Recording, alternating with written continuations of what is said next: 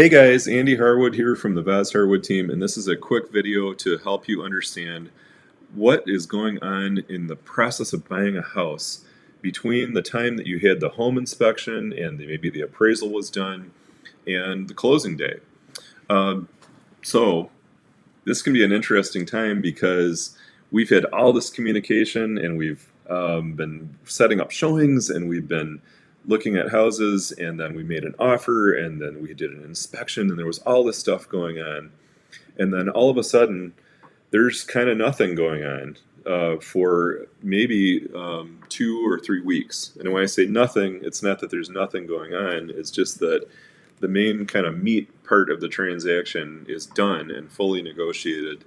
And I just want you to understand what's going on during this time and what things you should be doing during this time period while we're waiting for closing day to come.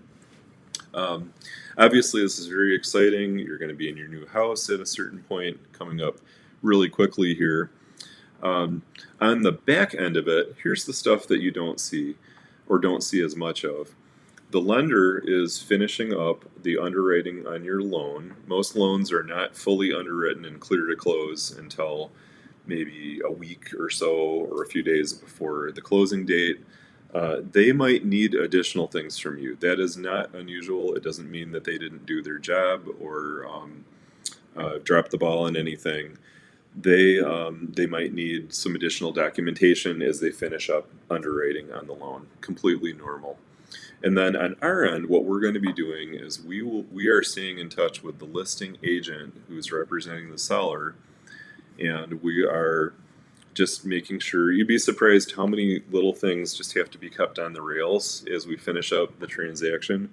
So both agents are doing their job, making sure that the title company has everything that they need, that the lender has everything that they need, and if there's any additional documents or things like that, they're getting to the places that they need to go. And if there's things that we need to ask you about or get you involved with, we will. But most of the time, it's pretty smooth, and there's not a whole lot for you to stress about on that end. And we're just on our way to a smooth closing.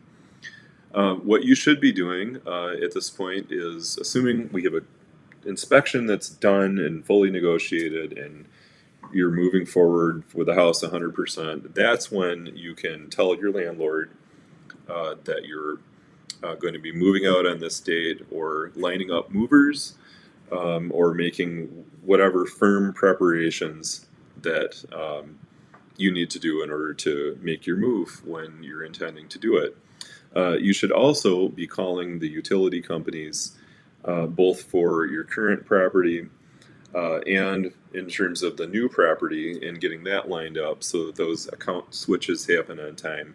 A lot of utility companies let you do that all online. You can just go to their website and plug in the new address and the closing date, and it'll be transferred over or ended on that date, as the case may be.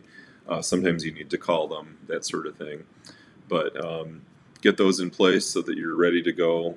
Set up, your new. Let the post office know about your new address and things like that, and then you will be in a really good place for closing day.